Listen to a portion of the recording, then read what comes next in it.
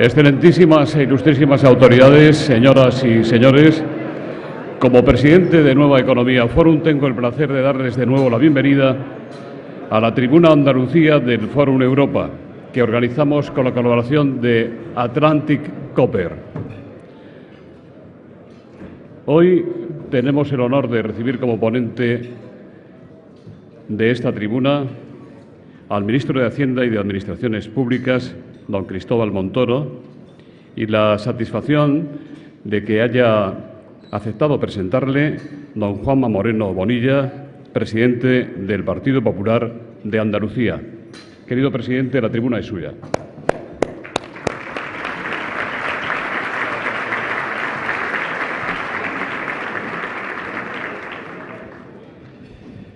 Muy buenos días a todos y a todas. Muchas gracias, José Luis Rodrigo, presidente de Nueva Economía Forum. Saludar también a Macarena Gutiérrez, de Atlantic Copper, que es patrocinadora de este importante evento. Saludar, como no, permítanme ustedes, muy brevemente a los miembros de la mesa que nos acompaña presidencial, empezando por el alcalde de Málaga, el presidente de la Diputación de Málaga, la vicepresidenta del Congreso de los Diputados, secretaria general, está el presidente de la CEA, representantes sindicales, subdelegado del Gobierno, la alcaldesa Benalmádena, bueno, muchos, como pueden comprobar ustedes, muchas autoridades que han tenido la enorme amabilidad de acompañarnos en la mañana de hoy. Saludar también a los representantes sociales que también han tenido la amabilidad de hacer un hueco en su agenda para estar con nosotros, de cámaras de comercio, de distintos empresarios de la provincia de Málaga que también están con todos nosotros. Buenos días a todos. Es para mí un honor volver hoy a este foro, y precisamente en mi ciudad, en la ciudad de Málaga, para presentar nada más y nada menos que al ministro de Hacienda y Administraciones Públicas, Cristóbal Montoro. Su intervención será, como siempre, nos tiene acostumbrados, inteligente, franca y esclarecedora sobre la situación de nuestro país, los obstáculos que juntos hemos superado y los desafíos que este país tiene por delante. Cristóbal Montoro es doctor en Ciencias Económicas y Empresariales por la Universidad Autónoma de Madrid y catedrático de Economía Aplicada. Su amplia experiencia docente en la Universidad de Cantabria, en la Universidad Autónoma de Madrid y también en la Universidad San Pablo CEU se hace notar en su propia actividad política. Cristóbal se hace entender y nos hace entender asuntos que sin duda son complicados. Su brillante trayectoria política está ligada a las etapas más sobresalientes de la gestión económica de nuestro país. Fue secretario de Estado de Economía en la legislatura del 96 al año 2000, fue ministro de Hacienda entre los años 2000 y 2004 y como miembro de los gobiernos de José María Aznar, Cristóbal Montoro fue protagonista del mayor éxito económico de España en la historia reciente de nuestra democracia. La tasa de paro llegó en esa etapa a estar por debajo del 8%. El Producto Interior Bruto creció durante años varios puntos por encima de la media europea y las arcas del Estado fueron saneadas y en 2003, último año de gobierno del Partido Popular, España alcanzó su primer superávit de toda su historia, un 0,3% del Producto Interior Bruto. La economía española podía presumir de ser, sin duda alguna, una de las más fuertes de toda la Unión Europea. Nos sorprende, por tanto, que cuando en diciembre de 2011 el presidente del Gobierno, Mariano Rajoy, pensó en un gobierno que fuese eficaz, en un gobierno que fuese valiente para sacar a España de una situación de estar al borde prácticamente del abismo, pues contara precisamente con Cristóbal Montoro. La gravedad de la situación y el propio desmoronamiento de las cuentas públicas reclamaban a un gestor solvente, a un gestor con sobrada experiencia y a un político de eficacia probada al frente de la propia Hacienda del Estado.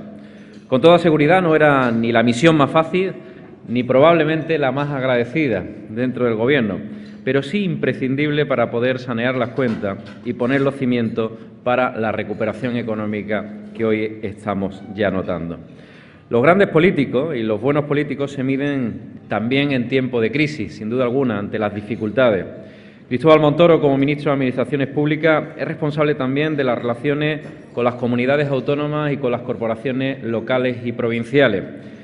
En esta tarea ha demostrado que la actitud dialogante y la mano tendida no es incompatible con decir la verdad, poner las cartas sobre la mesa y demandar el esfuerzo solidario de todos para sacar a España adelante. Cristóbal Montoro ha tendido la mano a los andaluces con lealtad, ha dialogado sin descanso con los gobernantes andaluces, aunque a veces tengo que decir yo, no lo dirá él, pero sí lo tengo que decir yo, que como respuesta ha recibido casi siempre confrontación y en ocasiones descalificaciones por parte del bipartito que gobierna Andalucía. A pesar de ello, la reforma y las medidas del Gobierno de España tienen efectos claramente positivos en nuestra tierra y, sin duda, va a crecer y va a crear empleo. Pero yo no me conformo con que nuestra comunidad quede a expensas de la inercia de la recuperación general de España. Quiero que seamos capaces de aplicar también desde nuestra tierra, desde el Gobierno autonómico de la Junta de Andalucía, políticas que ya están funcionando en el resto de España, que ya están funcionando en el Gobierno de España.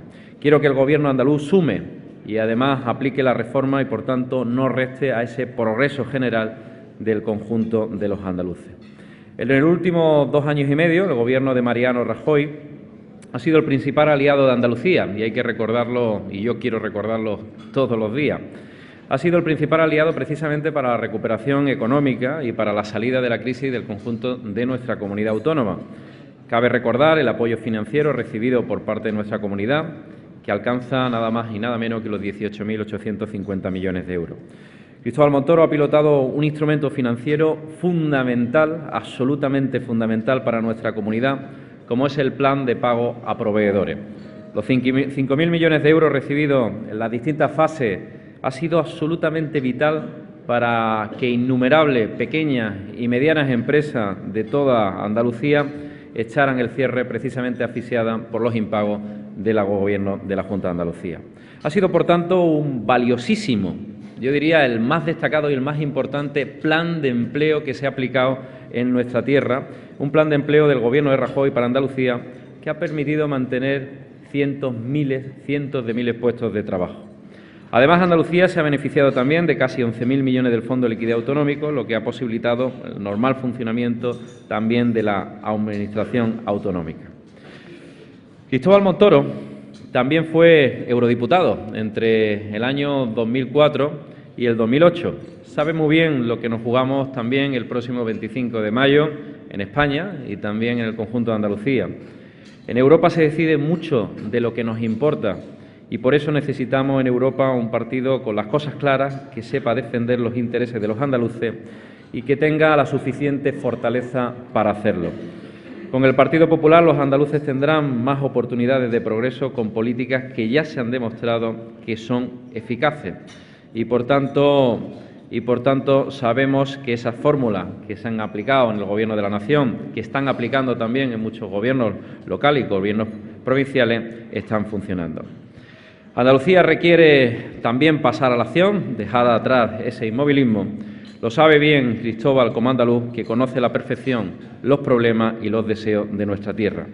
Como presidente del Partido Popular Andaluz me siento muy orgulloso de la relevancia de los andaluces en el proyecto del presidente Rajoy y para mí supone una absoluta, y lo tengo que decir, una absoluta garantía contar con el apoyo de una persona tan capaz, tan inteligente como es Cristóbal Montoro. Sé que siempre voy a contar con su compromiso con Andalucía y su deseo de que esta tierra despegue, progrese y, por tanto, cree empleo. A continuación, tengo el inmenso honor de presentar a todos ustedes a un gran ministro, a una gran persona y a un mejor gestor. Con todos vosotros, Cristóbal Montoro.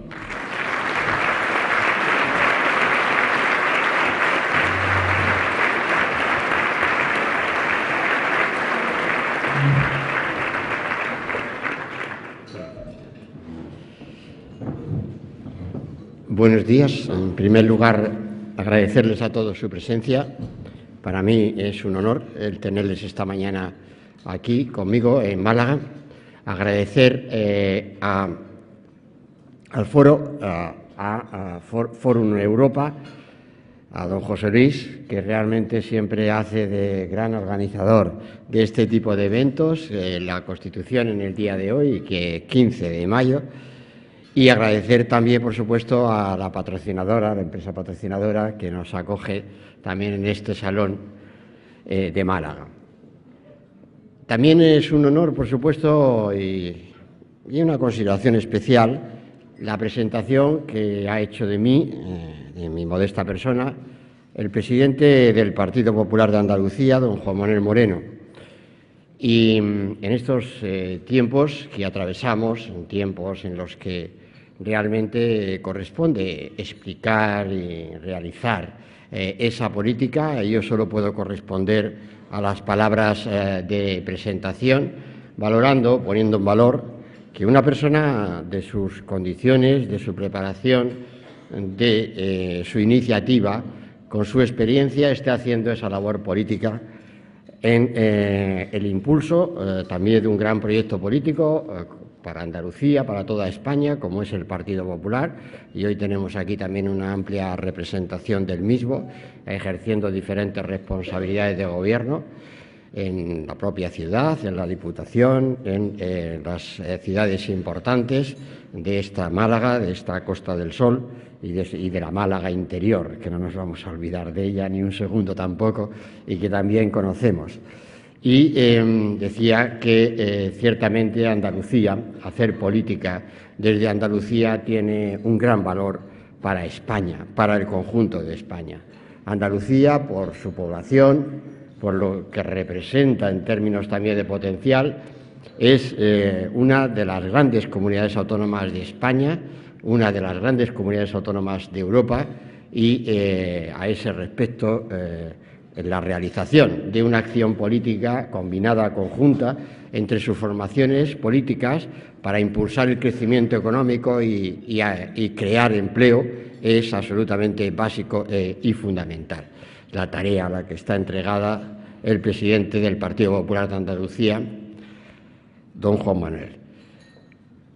Y voy a hacerles porque como siempre en este tipo de encuentros lo importante son las preguntas, no sé cómo nos las organizamos, pero es así, es verdad, no sé exactamente si es porque lo que uno pretende decir al comienzo del encuentro nunca es suficiente frente al interés procedente de quienes estamos hoy aquí delante, juntos en el acto.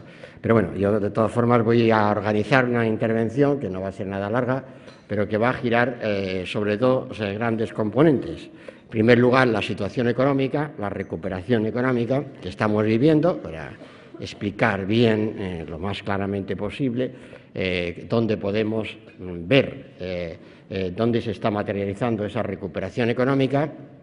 Y, en segundo lugar, me referiré al proyecto del Gobierno en términos de reforma tributaria. Eso es ineludible, es la gran reforma estructural que está acometiendo el Gobierno en estas semanas. Es, por supuesto, parte fundamental de mi competencia dentro del Gobierno y, por tanto, pues voy a explicar al menos las líneas generales inscritas en esa fase de recuperación económica. Bien. En primer lugar, la recuperación económica hoy es ya una realidad. ¿Por qué? ¿Dónde la leemos?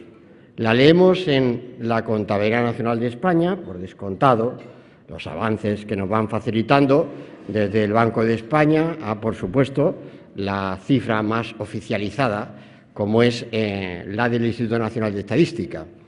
Pero a eso, que no dejan de ser grandes referentes, hay dos indicadores, cuya lectura es tangible, real, y está mostrando que en España están cambiando las cosas a mejor en términos de evolución económica y, lo más importante, en términos de creación de empleo. La primera, y es un registro, insisto, no es otro tipo de indicador económico, estadístico, sintético, proyectado a través de modelos econométricos, no, es un registro directo, es las cotizaciones a la Seguridad Social, las afiliaciones a la Seguridad Social. Esas afiliaciones a la Seguridad Social están creciendo en España. Lo están haciendo si corregimos la desestacionalización, del periodo que estamos viviendo. Y lo están haciendo con una fuerza, con una intensidad como nunca se había producido antes en razón de nuestro crecimiento económico. O si se quiere leer de la otra manera, nunca con tan bajo crecimiento económico había habido tanta afiliación a la Seguridad Social. Esta es la referencia. Y, por tanto, eso quiere decir que se está sentando una actividad. Eso quiere decir que, tal como está la afiliación en la parte de contratación, que es menos temporal, más fija, están funcionando también elementos que ha introducido el Gobierno, como la tarifa plana a la Seguridad Social. Pero primer indicador, afiliación a la Seguridad Social, que irá a más en esta primavera. Si ya han sido muy buenos los datos de febrero y de marzo, ahora y también abril, también lo serán los meses venideros y, por tanto, esto quiere decir que en España se está creando empleo desde unos umbrales de crecimiento económico bajos aún y, por tanto, está ocurriendo un ratio, una elasticidad, crecimiento PIB-empleo como nunca antes se había registrado. El segundo indicador es la recaudación tributaria. La recaudación tributaria es un ingreso de caja. Es un ingreso obligado, obviamente, por nuestra normativa. No es un ingreso al que vaya el contribuyente a hacer, digamos, otro tipo, como muchas veces se entiende, un gesto de solidaridad. No tiene nada que ver la solidaridad con pagar impuestos, absolutamente nada que ver. Pagar impuestos es una obligación. Es una obligación, es cumplir con nuestras leyes, por supuesto, cumpliendo con esas leyes, facilitar la financiación de nuestros servicios públicos y la corrección de nuestro déficit público y, por tanto, es también, y debemos leer también en el cumplimiento de nuestras obligaciones tributarias, cómo va la actividad económica. ¿Y cómo va la actividad económica? Pues solo les voy a dar un dato para leerlo. En el mes de abril, el IVA de pequeñas y medianas empresas, de autónomos, ha crecido por encima del 6% y no incorpora el efecto Semana Santa, obviamente, en el mes de abril.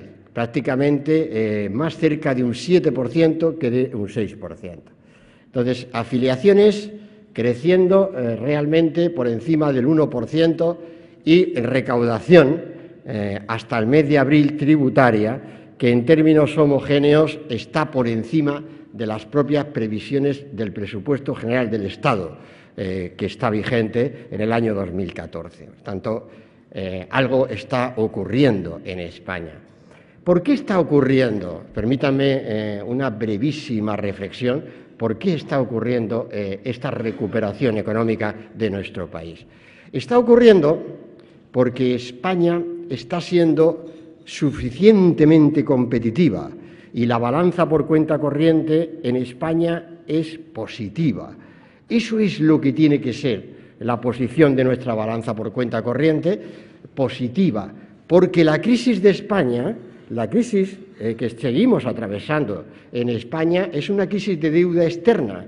Y si queremos hacer frente a una crisis de deuda externa, el país, sus agentes económicos, la posición financiera de los agentes económicos, familias, empresas, sector público, tiene que llevar a una posición superavitaria de España frente al resto del mundo. Si no ocurre eso, no saldremos de manera permanente, constante, de esta crisis económica. Y eso ya está ocurriendo. La balanza por cuenta corriente está en positivo. Se puso positiva desde finales del año 2012. Y eso es lo que está haciendo que España tenga hoy el apoyo de los mercados financieros y esté contribuyendo con su estabilidad económica, con su estabilidad de balanza de pagos, está contribuyendo a la estabilidad del euro está contribuyendo al proyecto del euro y está haciendo los deberes en casa, España entera, las familias, las empresas, las administraciones públicas que nos lleven a esa situación de balanza por cuenta corriente. Para que este mismo año y los años venideros consolidemos el crecimiento económico, tenemos que reducir el déficit público para que en esa reducción del déficit público el saldo que siga ofreciendo nuestro país al resto del mundo es que somos un país que está pagando su deuda externa.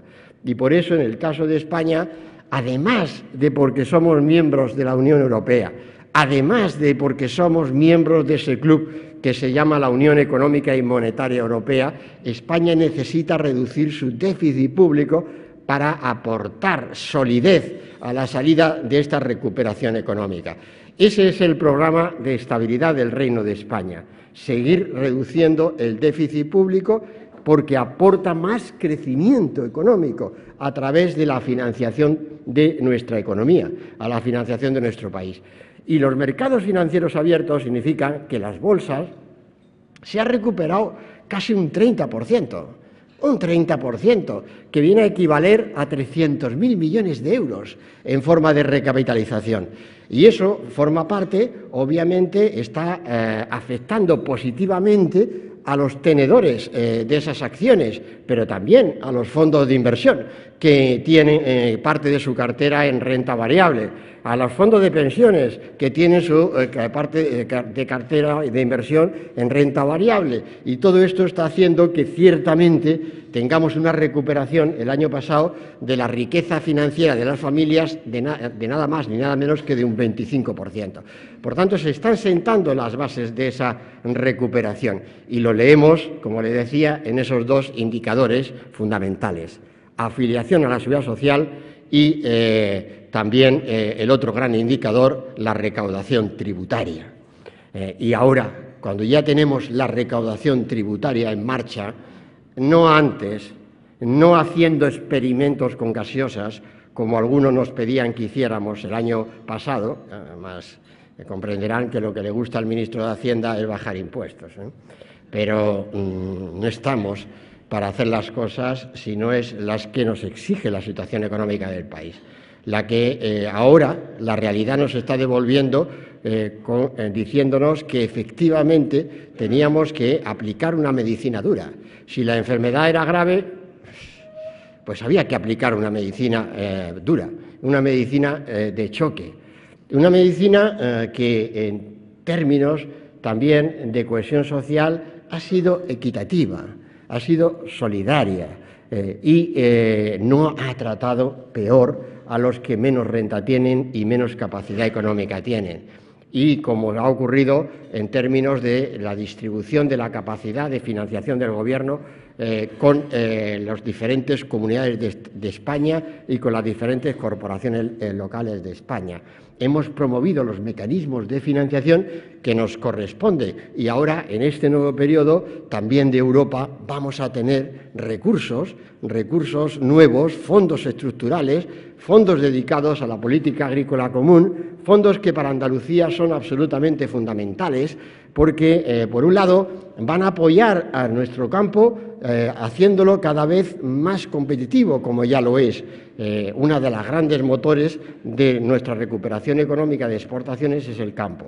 Y también va a permitir que Andalucía, a través de esos fondos estructurales, pueda entrar con más fortaleza, con más energía en esa nueva economía de la innovación, esa nueva economía de cada vez más baja contaminación, esa nueva economía fundamentada y apoyada en la pequeña y mediana empresa. Tres grandes ejes para los que contaremos con esos fondos estructurales y, por tanto, donde tenemos que realizar unas inversiones que realmente desarrollen también proyectos de infraestructuras como tan importantes para Andalucía como es el propio corredor mediterráneo, que ciertamente nos posibilita, este es un gran proyecto europeo y nos posibilita el enlace de nuestra competitividad como andaluces con el conjunto de España y con el resto de Europa.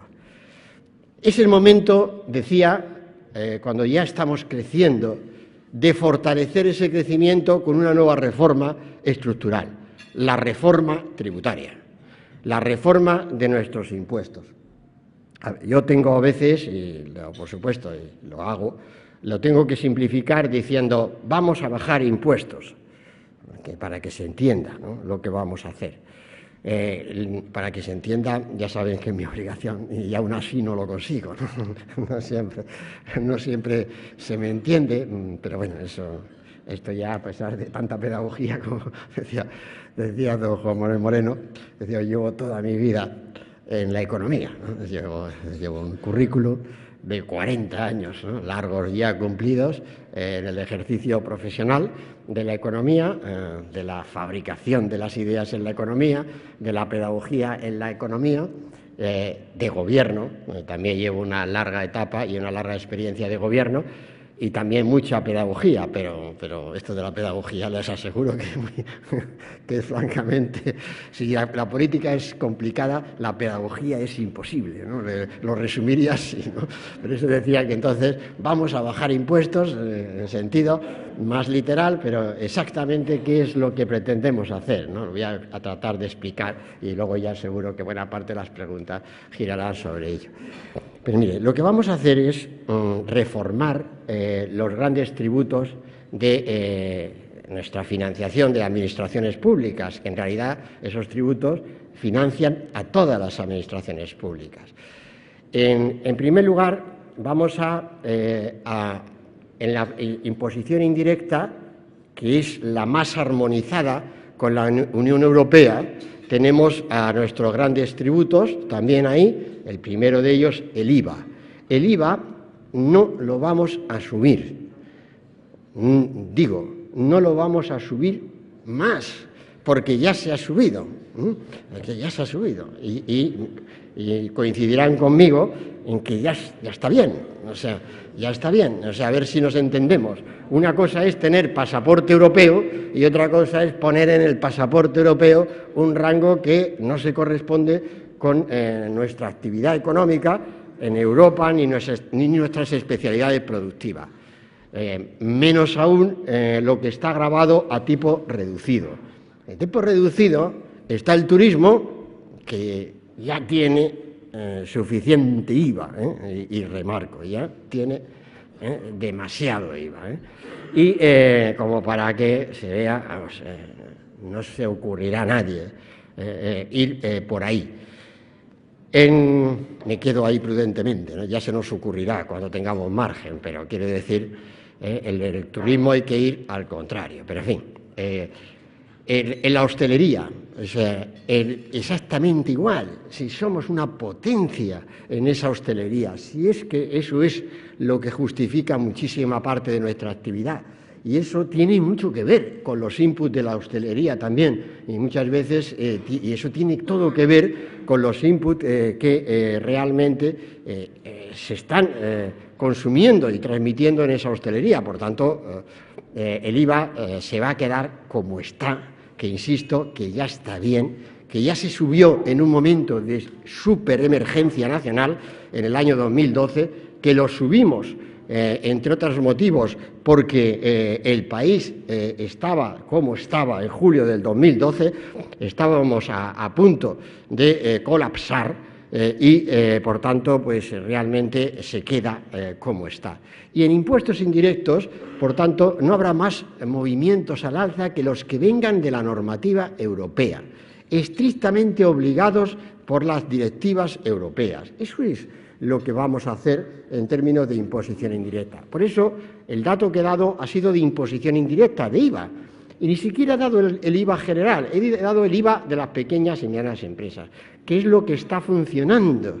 con estos niveles, pero tenemos que insistir en la importancia de que afrontemos la lucha contra el fraude fiscal, porque hace muchísimo daño ese fraude fiscal en términos de equidad social y hace muchísimo daño en términos de impedir la recuperación económica. A más fraude fiscal, más barreras estamos poniendo. Los otros grandes impuestos. En el impuesto sobre la renta de las personas físicas, ¿qué vamos a hacer? Vamos a reducir el impuesto a partir del 1 de enero del año 2015 para favorecer el aumento de la renta disponible de las familias, porque ya estamos en una fase del ciclo donde, cuando he leído la cifra de afiliados a la Seguridad Social, quiero decir que lo que está entrando, digamos, a esa afiliación es equivalente a lo que está entrando también en las bases imponibles del impuesto sobre la renta de las personas físicas. Y ahora lo que tenemos que hacer es reducir ese impuesto para mejorar la capacidad que tiene el impuesto sobre la renta de las personas físicas en aportar a través del aumento de renta disponible. ¿Para quién? Para las rentas, el impuesto lo vamos a reducir desde el 1 de enero de 2015 para todas las rentas. Lo vamos a reducir para todas las rentas, pero lo vamos a hacer proporcionalmente más para las rentas bajas y medias. Eso es lo que vamos a hacer y lo haremos también compatible con un impuesto sobre la renta que da un tratamiento al ahorro que favorece ese ahorro y también en la mejora de renta disponible. También a través de ese tratamiento fiscal del ahorro, lo que hacemos es promover que exista ahorro a largo plazo, especialmente en nuestro país, que es el que financia la recuperación económica. Para ello, el impuesto sobre la renta que estamos programando reducirá los tramos. Nuestra idea, nuestro proyecto, es reducir desde los 7 tramos actuales a 5 tramos máximo y a partir de ello entrar ya en una fase de reforma del impuesto sobre la renta de las personas físicas, también sin olvidar que puede entrar y debe entrar una segunda fase en el año 2016, programando, por tanto, esas 2 fases.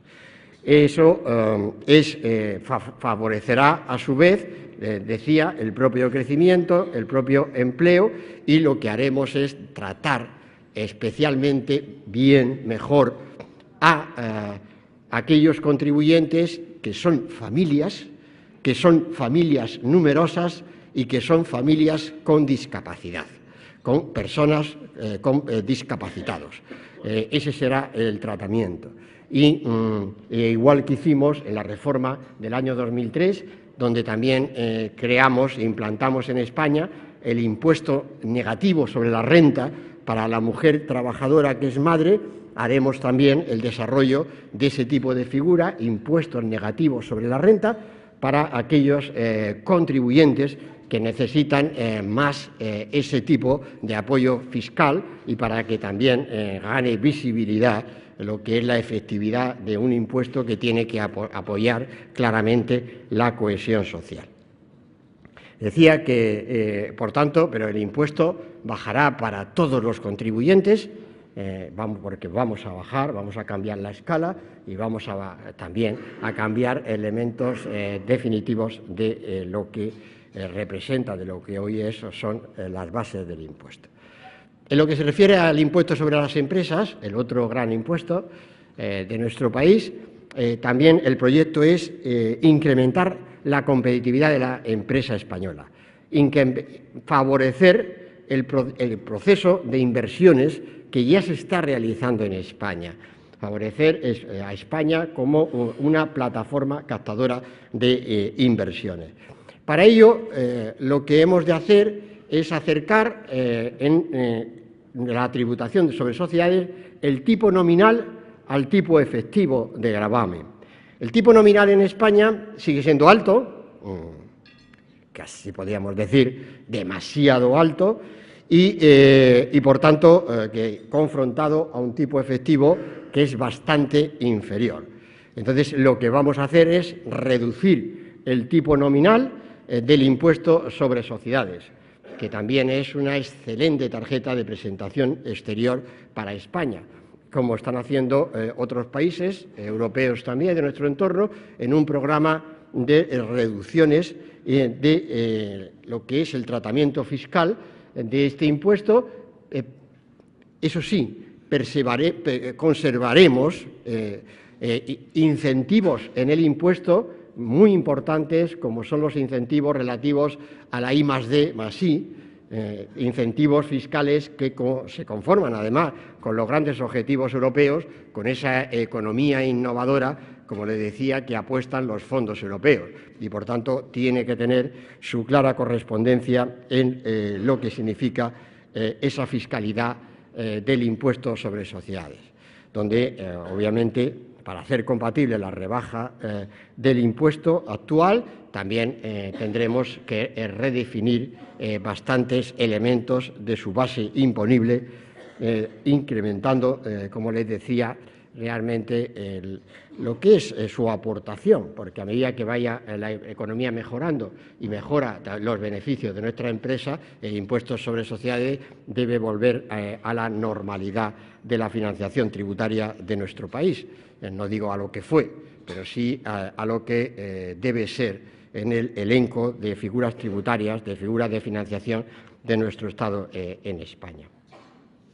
Estos son los proyectos relativos a las dos grandes figuras y que obviamente, sobre todo en el primer capítulo, en el caso del impuesto sobre la renta de las personas físicas, desde el momento en que en el tramo estatal hagamos modificaciones y modificaciones sustanciales, como proyectamos hacer, estamos afectando a la financiación de nuestras comunidades autónomas y de nuestras, incluso también en parte, de nuestras corporaciones locales. Y todo ello nos lleva a que realmente tengamos que abrir este periodo siguiente de diálogo, de negociación con las comunidades autónomas, con las corporaciones locales, con nuestras corporaciones locales, que tan excelente aportación están haciendo a la salida de esta crisis económica, con el saneamiento de sus presupuestos. Por tanto, tenemos que hacer también esa apuesta por continuar la reforma tributaria para garantizar la financiación correcta de nuestros servicios públicos, que en el Estado de las Autonomías facilitarlos, su provisión corresponde a las administraciones territoriales de España.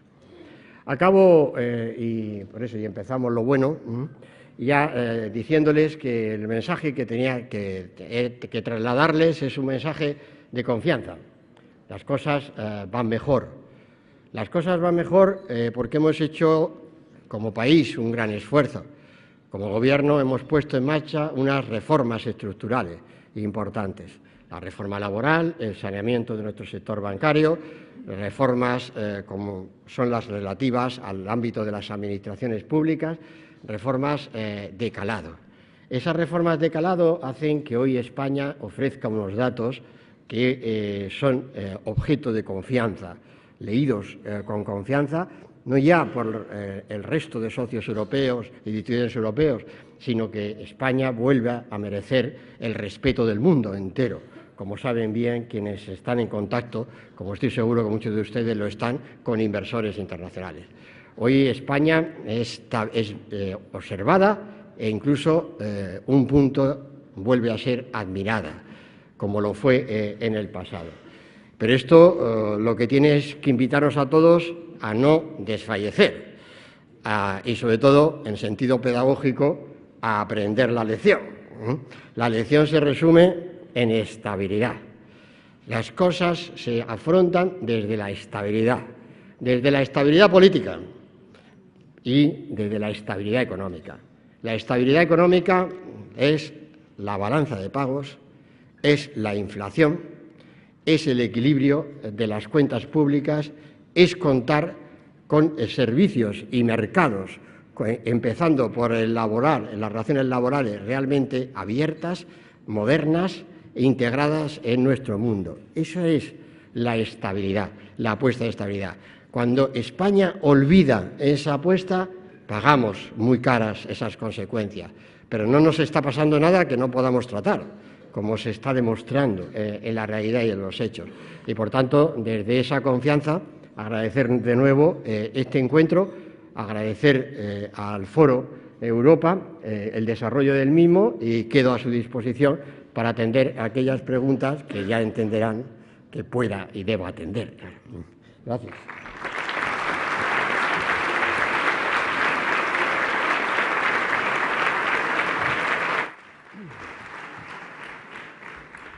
Muchas gracias, señor ministro. Muchas gracias, Juan Moreno, por la presentación. Hay, como usted suponía, ya ve qué panorama tengo aquí, ya veremos cómo lo puedo organizar. Le agradeceré, si es posible, la brevedad mayor en las respuestas.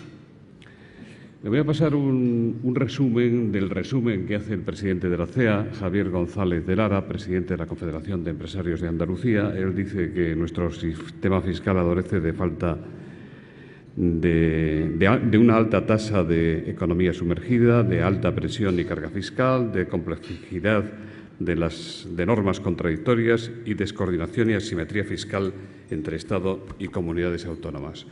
Dice que tenemos un modelo fiscal heterogéneo, confuso y disperso, asimétrico y descoordinado, y se refiere a que las comunidades autónomas, como es el caso de Andalucía, grava y recarga con 7 impuestos transferidos, sucesiones, patrimonio, etcétera.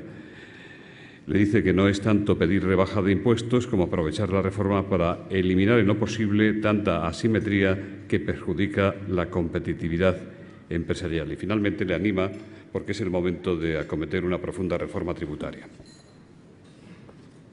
Bien.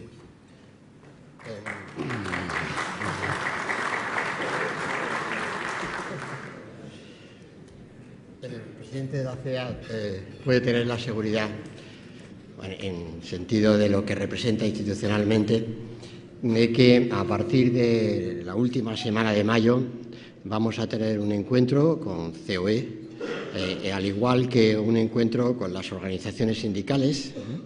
Estamos ya programando esos encuentros para que, una vez que desde el Gobierno tenemos ya mucho más perfilado el contenido del proyecto, podamos contrastar con las valoraciones, pero sobre todo con también los planteamientos concretos de los agentes sociales de España.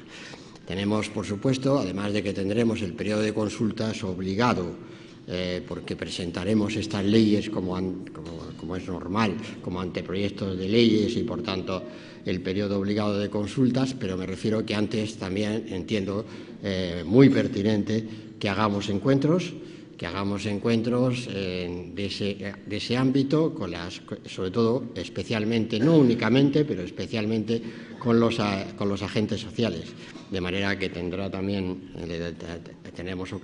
ocasión de hacer ese diagnóstico juntos y a partir del mismo hacer esas propuestas. Se trata efectivamente de acertar. Esta es una gran oportunidad, una gran reforma que podemos plantear muy ambiciosa cara al futuro. Me refiero también que planteémosla tan ambiciosa como que no entre toda ella en el 2015, sino que se proyecte al menos en 2 fases, en 2 plazos, y por tanto podamos ordenar nuestro sistema tributario para que efectivamente España entera y desde luego Andalucía sea más competitiva. Pagar impuestos hay que pagar, eso quiere decir, pero hay que hacer por lo menos que tengamos los mejores impuestos disponibles en función de la experiencia, sobre todo europea, que es nuestro entorno al que pertenecemos y al que nos debemos. Santos Llamas le pregunta qué espera usted de los planes de ajustes que deben presentar en junio las comunidades autónomas que en el año 2013 incumplieron los objetivos de déficit: Aragón, Castilla-La Mancha, la de la señora Cospedal, Cataluña, Murcia, Navarra y Valencia. Le preguntan si de verdad cree usted que con las elecciones autonómicas a la vuelta de la esquina van a hacer recortes que le supongan pérdida de votos. Y si no cumplen de nuevo, ¿qué va a hacer usted, ya que, salvo Cataluña, y a esa tampoco se le puede tocar mucho en estos momentos, las demás son comunidades autónomas del PP? Finalmente, si se retrasa la reforma, ¿qué alternativas maneja usted? Bien. las que son comunidades autónomas del PP con doble motivo, ¿no? Quiero decir, deberían estar buscando esa estabilidad presupuestaria. Me refería a que está en los genes de nuestra formación política, de nuestra forma de entender el sector público y, de hecho, cuando fuimos gobierno anteriormente ya dejamos las cuentas públicas a cero y del conjunto de las administraciones públicas, y además ya salimos de un gobierno en el año 2004 porque perdimos las elecciones en una democracia y en ese 2004 las cuentas estaban saneadas en toda España. No existían esas deudas pendientes que ha exigido movilizar ahora el pago de proveedores, el Fondo de Liquidez Autonómica, no existían todos estos problemas a los que estamos haciendo frente. No, la cuestión es, la pregunta esta se refiere, lo que la cuestión se refiere a que cómo es posible continuar buscando el equilibrio presupuestario en un periodo cargado ya de elecciones. Eso se responde, otra vez hago uso de mi pedagogía en ese sentido, voy a intentarlo, ¿no? Con la siguiente consideración. ¿Qué es lo que nos está sacando de la crisis económica? ¿El déficit público? ¿El gastar sin tener ingresos? ¿O lo contrario?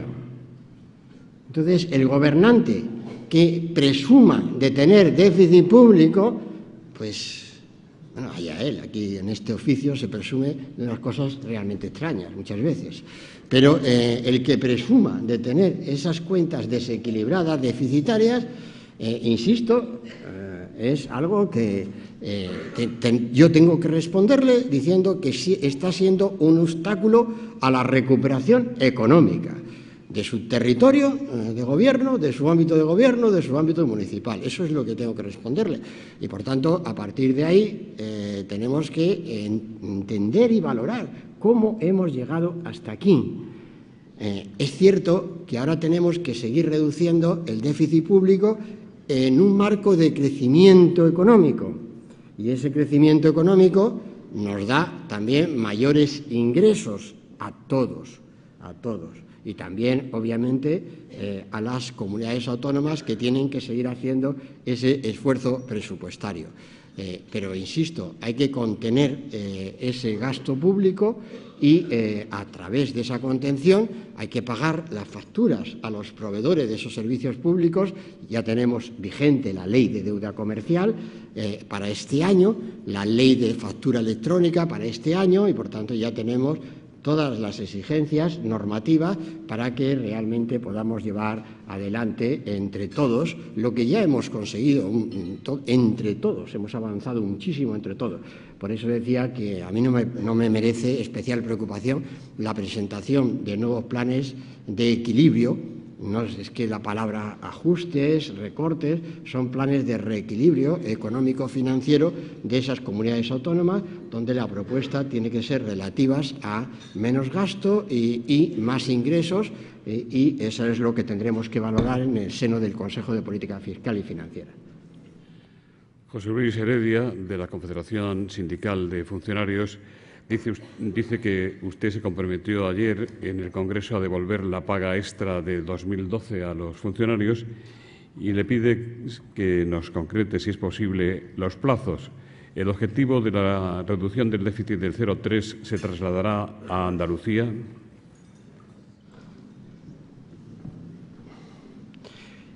Bueno, en primer lugar, lo que hemos reprogramado los objetivos de estabilidad presupuestaria del programa de convergencia, reduciendo de 5,8 el conjunto de las administraciones públicas a 5,5 en el nuevo programa de estabilidad que hemos remitido a la Comisión Europea. La reducción la hemos cargado, si me permiten esa expresión, sobre la Administración General del Estado, puesto que vendría fundamentalmente, la haría posible, la reducción de la carga de tipos de interés, gracias a que el Tesoro Público se está financiando con tipos de mínimos históricos. Esa sería la causa fundamental.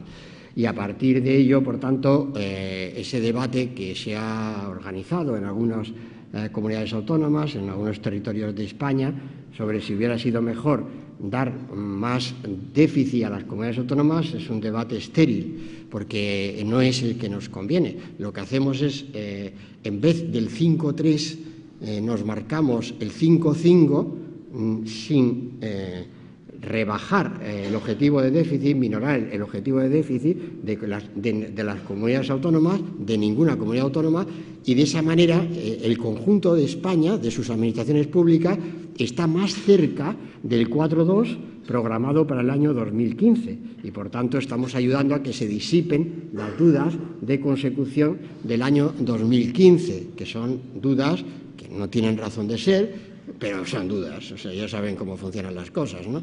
Habrá muchas dudas sin fundamento, pero si existen dudas, lo que tienes que hacer son políticas para resolver esas dudas. Y esas dudas son sin acercarnos y ya en el 2014 colocarnos en una senda de mayor proximidad. Eso es lo que le conviene a todos y lo que le conviene también a la Junta de Andalucía, y no reprogramar su déficit público al alza en modo alguno. En relación con la paga extra, la normativa que introdujimos en el año 2012 en el decreto ley, que insisto, ese decreto ley que, en fin, como se dice formalmente, tuve el honor de defender en el Congreso de los Diputados, y me quedo ahí. Son tareas que hay que hacer en un momento determinado, ¿no? Porque primero es el país, primero es España, un momento dificilísimo, aquel julio del año 2012, pero ya en esa normativa y en la explicación que yo di de la tribuna, ya describí que la paga no desaparecía, que no era una reducción de la base de retribución de los funcionarios. Aquello, pues en fin, mereció aquellos momentos típicos, ¿no? Eufemismos, no son eufemismos. No hubo ninguna intención por parte del Gobierno de suprimir, en el sentido de, si suprimes, bajas la retribución, la base de retribución, eso es lo que significa.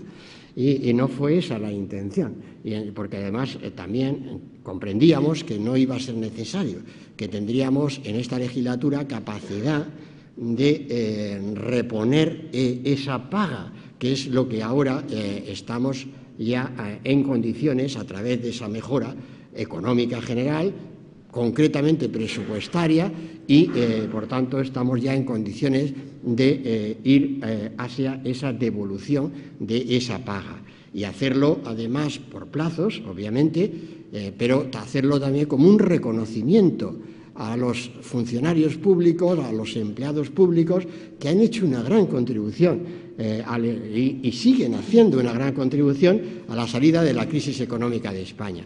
Por tanto, estamos haciendo ahora el análisis para programar en el tiempo, por tanto, va a ser en el tiempo, breve tiempo, porque ya vamos teniendo mejores condiciones, pero eso sí, lo tenemos que hacer, todos deben entenderlo por partes, porque no sería positivo para nadie hacerlo de golpe, pero sí ir reponiendo esa paga que quedó aplazada en el tiempo, porque en aquel momento, en el año 2012, contribuyó tanto a que España tuviera una balanza por cuenta corriente positiva. Sé que esto, la relación entre los saldos presupuestarios y la balanza por cuenta corriente no se ve.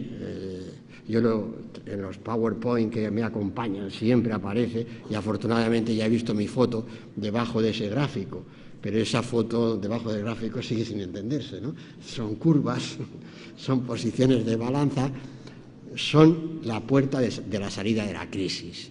Y por tanto eso es lo que tenemos ahora que hacer y reponer, devolver el esfuerzo que hicieron esos funcionarios públicos. ¿La devolución la harán ustedes antes de finales de este año? Toda imposible. ¿En qué proporción? Es que aquí hay mucho funcionario, por eso le pregunto. Por eso decía que sí entiendo, pero tienen que dejarme trabajar con ello, porque tengo que ver el programa presupuestario para que las cifras sigan siendo positivas y favorables, y podamos hacerlo cuanto antes mejor para todos. Amparo Valencia dice: el plan de pago a proveedores ha sido una iniciativa que ha salvado del cierre a muchas empresas, pero hace falta que se aumente y se prorrogue. ¿Qué planes tiene? Antonio Fernández, del Ayuntamiento de Rincón de la Victoria, dice: ¿se va a producir un aumento del plazo en los préstamos del plan de pago a proveedores el año que viene? Necesitamos más tiempo para devolver los préstamos. Bueno, aquí cada uno no, lo digo porque lo que hemos hecho en la Comisión Nacional de Administración Local la semana pasada fue precisamente pues programar mayor plazo en la devolución del pago, del primer pago, y también reducir las condiciones financieras de ese primer plazo de pago a proveedores. También hemos, por supuesto, también atendido, es normal, que es mejorar las condiciones financieras para las comunidades autónomas de ese primer plazo de proveedores, abaratarlas el coste de ese plazo. Y a partir de ahí, lo que tienen, hemos abierto el proceso para que las corporaciones locales, vuelvo a corporaciones locales, se acojan, porque es voluntario acogerse. También hemos establecido unas condiciones para acogerse a este nuevo emplazamiento de pago y mejora de condiciones financieras, ¿no? Eso es lo que hemos hecho, pero insisto en que vamos a aplicarlo, antes de hablar de más futuro. Vamos a aplicarlo, lo hemos hecho porque hemos podido hacerlo, porque el Estado se está financiando, como saben, en unas condiciones mejores, mucho más holgadas, y por tanto estamos distribuyendo los beneficios de esa financiación entre todas las administraciones. Pero vamos a dar cumplimiento a un trámite que es muy positivo para las corporaciones locales en este momento, porque les alivia la carga presupuestaria derivada de ese crédito y, por tanto, eso es lo que favorecerá también que puedan dedicar mayor parte de su presupuesto hacia las atenciones prioritarias para los ciudadanos que tanto necesitan en términos también de propio desarrollo de servicios y especialmente de servicios sociales. Luis Delgado le pregunta qué hay de nuevo sobre la reforma del modelo de financiación autonómica y cuál es el calendario y cuáles son los principales cambios que usted se propone acometer. El calendario sigue siendo el mismo.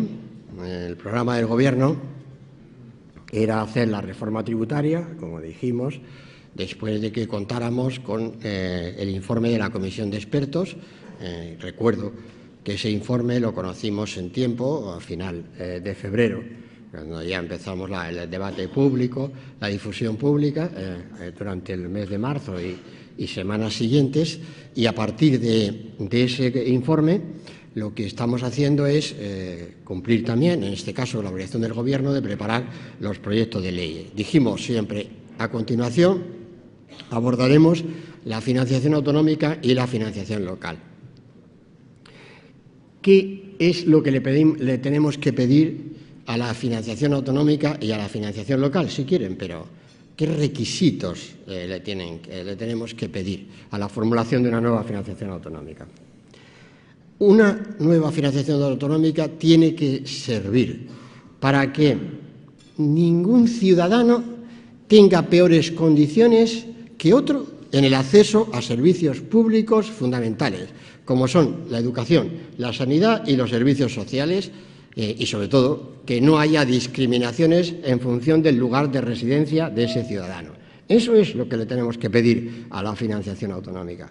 Y por tanto, lo que yo también pongo sobre la mesa del debate público es que desde las comunidades autónomas se acojan a ese principio. Entremos a debatir los contenidos, pero no mirándonos de reojo territorio a territorio, sino ciudadano a ciudadano. Y hagámonos la siguiente pregunta.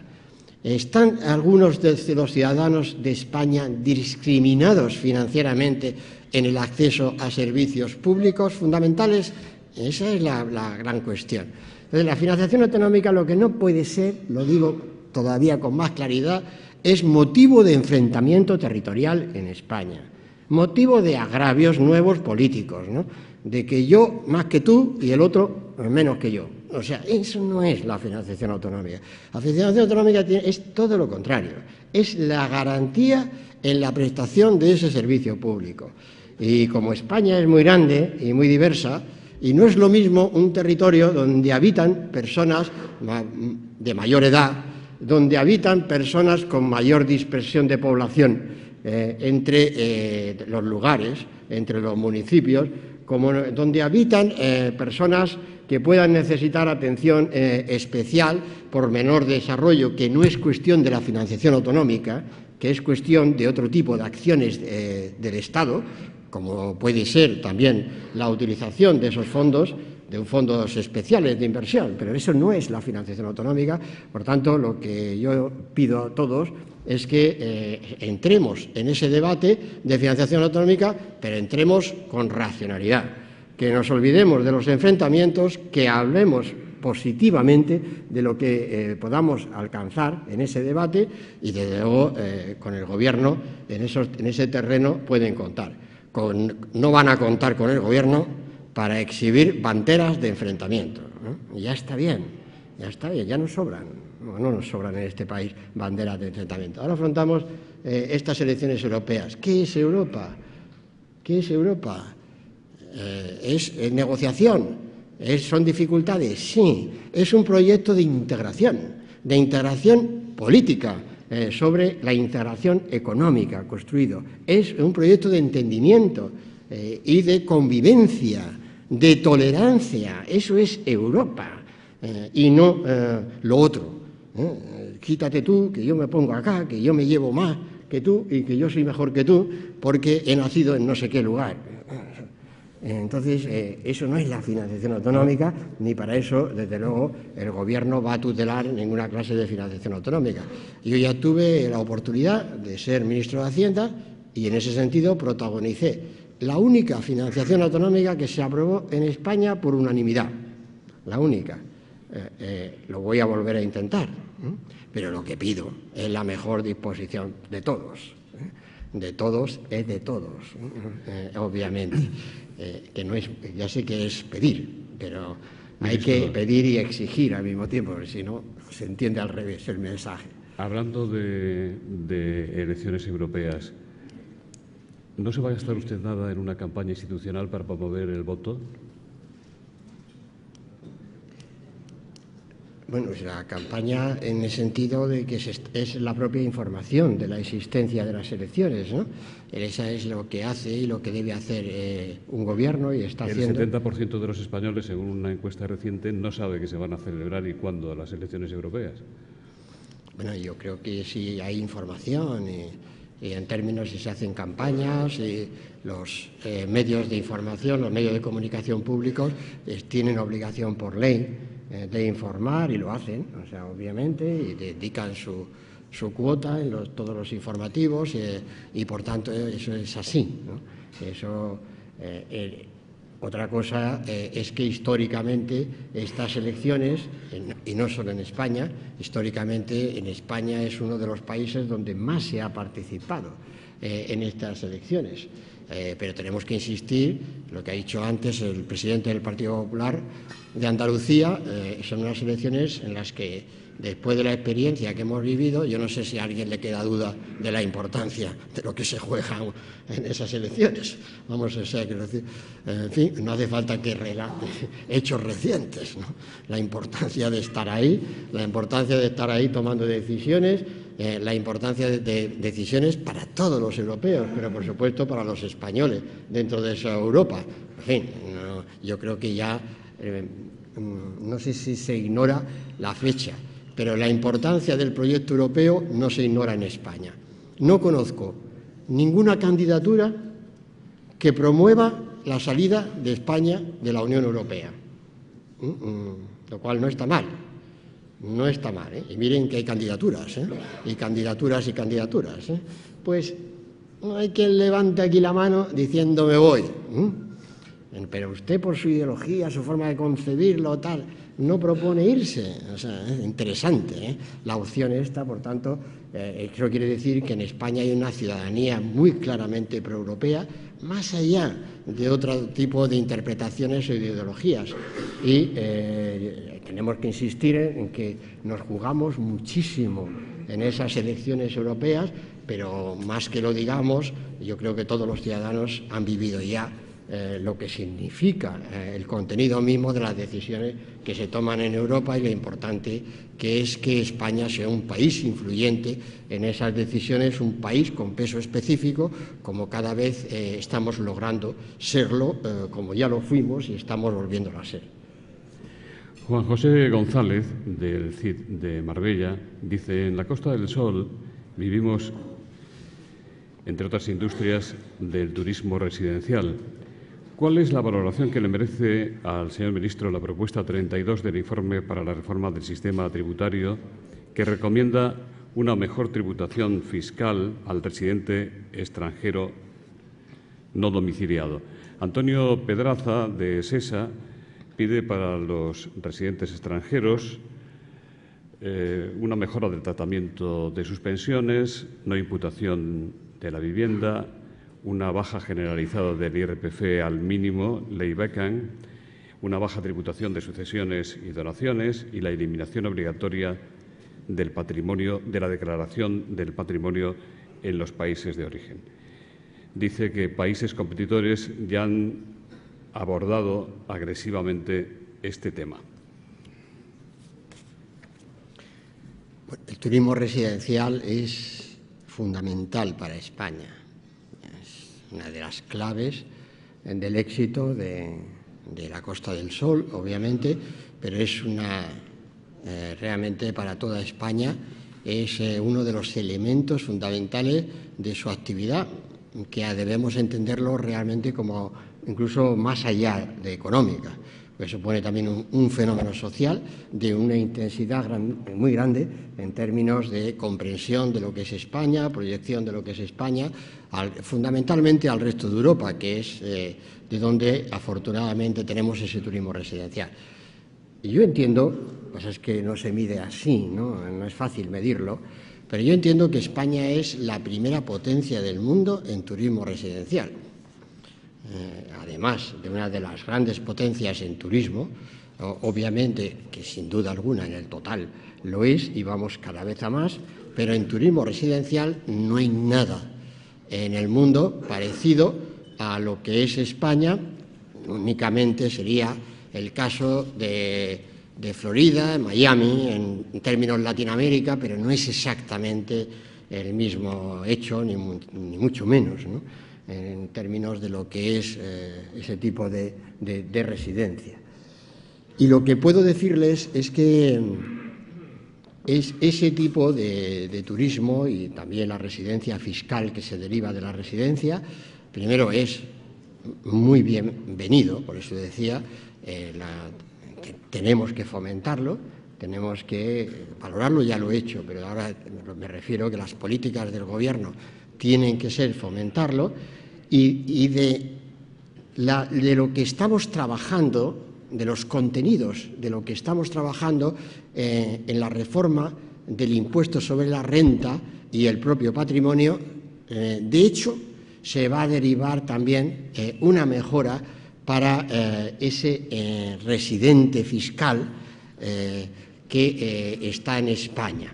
De hecho, se va a derivar claramente una mejora de lo que son sus condiciones fiscales y, por tanto, también en eso pues podamos seguir insistiendo en que somos un país atractivo y somos un país, en esos términos, también competitivo, cada vez más competitivo. Pero déjenme que me quede ahí. Espero no frustrar, pero realmente de los elementos, bueno, de algunos de los que usted acaba de citar, son algunos de los componentes que efectivamente estamos trabajando, afectan obviamente a todos los contribuyentes, pero especialmente son incisivos en el ámbito también de este perfil de contribuyentes. Jesús Sánchez, de la cadena SER, le pregunta qué le parece la imputación de don Braulio Medel, de Unicaja, en el caso de los ERES. Agustín Rivera, del Confidencial, le pregunta si cree que el presidente de Unicaja debería dimitir tras su imputación. Y José Palacios, de Informativos Telecinco, le pregunta cómo puede afectar a la entidad y al sistema financiero este suceso? En primer lugar, yo no debo hacer valoración alguna de un proceso judicial. Estamos hablando de un procedimiento judicial abierto y, por tanto, no me corresponde hacer ningún tipo de valoración. Y, en segundo lugar, tengo que recordarles las normativas en términos de transparencia y de buen gobierno que estamos impulsando en España, y a partir de ello, pues la aplicación sin excepciones de ese tipo de normativas, que es lo que está ocurriendo en nuestro país ya, ¿no? Volvemos a eso que le gusta tanto a usted, lo de los impuestos. Pedro Javier López González, antes de pasar a preguntas tributarias, dice: la reciente Directiva 24/2014 sobre contratación pública persigue, entre otros aspectos, el acceso de las pymes a este sector, el de las licitaciones públicas. ¿Qué medidas se está tomando o va a tomar el Gobierno a este respecto? Bueno, la primera es la seguridad en el cobro. Esto es importante no solo para la pyme, los autónomos, es importante obviamente también para todos, las grandes empresas, las multinacionales. Pero la seguridad en el cobro ya estamos aplicándolo, ya existe en la legislación, ya me he referido a ella, ya tenemos una ley que lo que está haciendo es prohibir la deuda comercial, la utilización de esa deuda, una ley de factura electrónica que va a hacer que las facturas sean visibles, publicadas en las páginas web de nuestras administraciones públicas y a partir de ello exigido su cobro también por parte del Gobierno. Si alguno no tiene esa capacidad de exigir su cobro, debe dirigirse al propio Ministerio de Hacienda y Administraciones Públicas, que garantiza ese programa. Y también estamos, por descontado, facilitando lo que sería la entrada en concurso de la pequeña y mediana empresa en los concursos públicos, la participación en los concursos públicos de esa pequeña y mediana empresa de nuestro país. Decirles también que hay otra preocupación que me traslada, por supuesto, la pequeña y mediana empresa y que es objeto de atención por nuestra parte, y de hecho estoy programando para los próximos días una reunión con la plataforma contra la morosidad. Y eso es la relativa a también la morosidad entre particulares, la morosidad que se da efectivamente entre grandes empresas y pequeñas empresas, en el sentido de que grandes empresas demoran demasiado los pagos obligados a las pequeñas y medianas empresas. Esta también es una cuestión que tenemos que abordar con toda seriedad y con todo rigor en España, porque si ya lo estamos haciendo desde las propias administraciones públicas, hemos acabado con la primera excusa para que ese circuito comercial mercantil se garantizara. Y, por tanto, también ahí, desde el Gobierno, lo que tengo también es que decirles que vamos a trabajar, vamos a estudiar los resortes legales para garantizar que la ley de morosidad se aplica en nuestro país a todos y a todas las fases del procedimiento mercantil. Y en ese terreno, pues también ya les digo, voy a tener un encuentro con los representantes de esa plataforma de lucha contra la morosidad en los próximos días, para no demorar, no dilatar algo que es objeto de gran preocupación en ese amplísimo tejido de pequeña y mediana empresa y que es nuestra obligación desde el Gobierno contribuir a resolverlo. Maripaz Flores, de la Asociación de Familias Numerosas, señala que hoy coincide que es el 20 aniversario internacional de la familia. Con este motivo, dice ella, hemos presentado desde la Federación Española una serie de propuestas, en concreto la necesidad de que se aplique el criterio de renta per cápita familiar en todas las prestaciones. ¿Cómo se va a concretar en la nueva ley? Bueno, no lo puedo precisar, pero lo que sí puedo es garantizarle que van a quedar bien tratadas, muy bien tratadas. Eso se lo puedo garantizar, porque realmente nuestro proyecto de Gobierno general es claramente en favor de la familia, es claramente en favor de la natalidad, es claramente en favor de la mujer Ya lo hicimos cuando fuimos gobierno anteriormente y yo tuve el honor de ser el ministro de Hacienda que promovió el único impuesto negativo sobre la renta, el único que existe en el mundo desarrollado. Lo que pasa es que, como eso ocurrió en el 2003, ahora nos parece que forma parte del paisaje, ¿no? Todo el mundo lo ve normal. Pero fíjense que significó aquello introducir una discriminación en favor de la mujer que es madre y que es trabajadora, precisamente para, a través de los 100 euros al mes que paga Hacienda a la mujer madre trabajadora por cada hijo menor de 3 años, es una discriminación de carácter, pónganlo en el sentido positivo, la única discriminación fiscal de carácter sexista que hay. Y por tanto, ya lo hicimos en el año 2003. Ya sé que otros son los que llevan la bandera de la igualdad de la mujer, pero otros a lo mejor, pues no sé, no tenemos la voz más torpe, no más empequeñecida, pero lo hacemos en el BOE, lo hacemos en el BOE.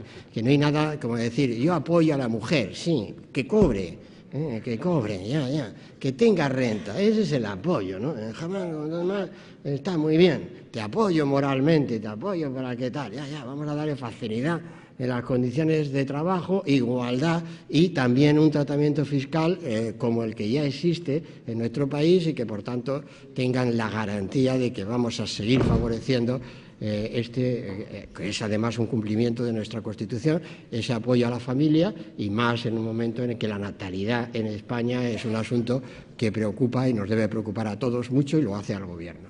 Bueno, pues me va a permitir que finalicemos con una macedonia de preguntas sobre impuestos. Ana Navarro dice, ¿cuándo se podrá aplicar el criterio de caja en empresas a efectos de no tener que adelantar el IVA devengado y no cobrado? Es un desastre para las pymes que carecen de circulante. Rosario Bravo le pregunta si volverá a deducir la bonificación o deducción fiscal de la hipoteca. También le preguntan si se eliminará definitivamente el impuesto de patrimonio este año y si piensa reducir usted el IVA de la cultura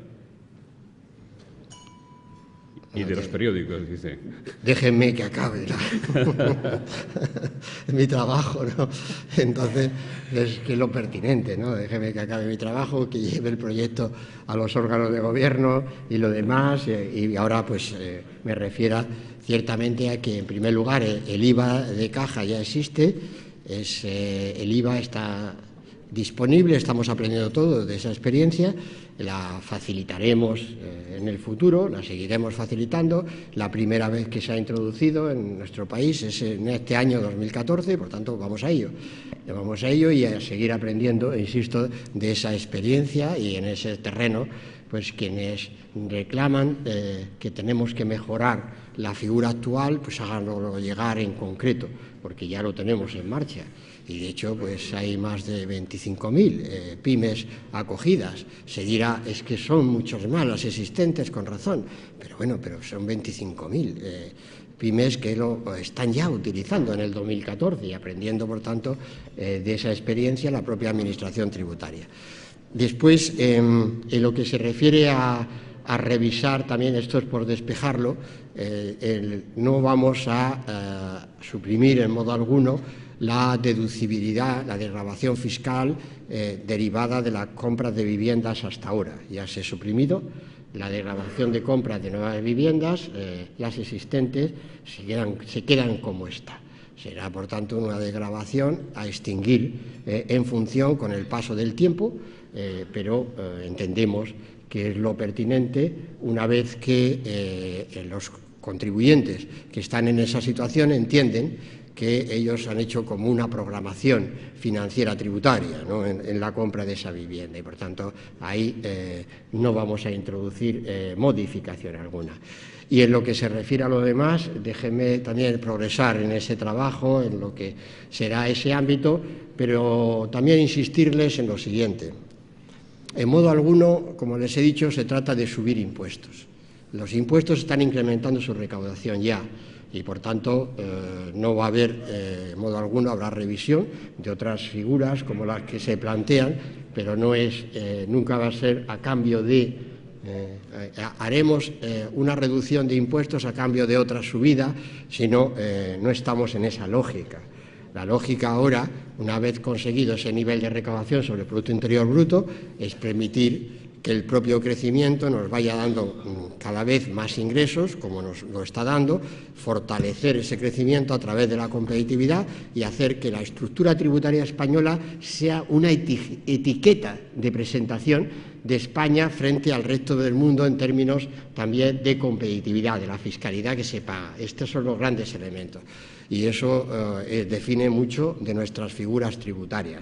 Por tanto, no vean la lógica que hemos tenido que aplicar hasta ahora en el sentido de recaudar, porque con los niveles de recaudación en el programa de estabilidad serán suficientes para que el propio ciclo económico nos lleve hacia los objetivos de déficit público, siempre que efectivamente conservemos esas medidas de gasto público, de contención, de austeridad en el gasto, y eso nos lleve a seguir reduciendo el déficit público y facilitar el crecimiento económico y la consiguiente creación de empleo.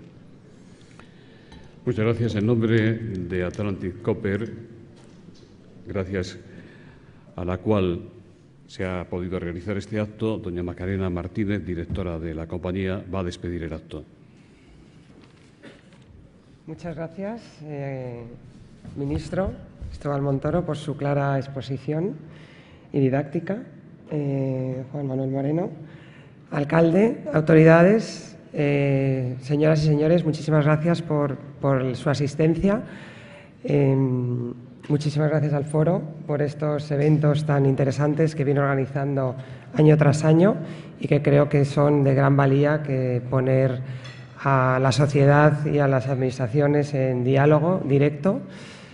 Y bueno, con respecto a nuestra compañía, Atlantic Copper, a la que con mucho orgullo represento, simplemente darles unos datos. Somos una empresa que produce cobre. Somos la segunda fundición europea en volumen de producción. Producimos 300.000 toneladas. Exportamos ya el 50%, porque también la crisis nos ha hecho salir al exterior, pero seguimos produciendo a máxima capacidad.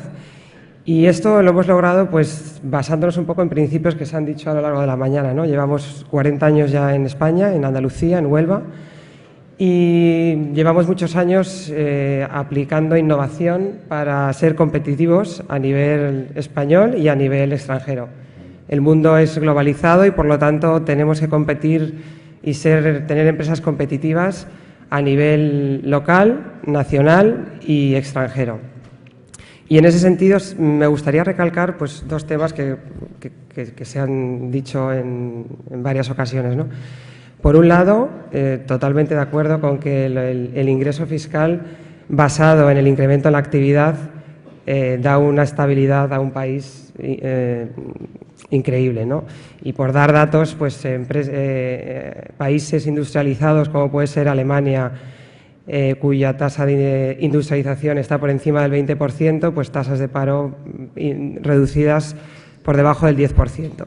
Por lo tanto, políticas que nos ayuden a reindustrializar nuestro país, como lo está haciendo la Unión Europea y como lo están haciendo ustedes del Gobierno con acercamientos entre empresas y sindicatos para fomentar esta reindustrialización, las apoyamos, las aplaudimos y simplemente terminar diciendo que una regulación eficiente, sencilla, y nos haría mejorar y apoyar esta industrialización y actividad que tanto va a ayudar a la industrialización y al fomento del empleo, que tan importante es, ¿no? Y me he quedado con la cifra que ha dicho, que llegamos al 8% en su anterior legislación, y ese es el objetivo que tenemos que tener, ¿no? Llegar a ese 8%. Y por último, me alegro también que se haya repetido en varias ocasiones el tema de la familia. Yo soy madre de 3 hijas, además, por lo tanto, espero que sea a largo plazo y que cuando ellas lleguen sigamos apoyando la familia y muchísimas gracias por su asistencia.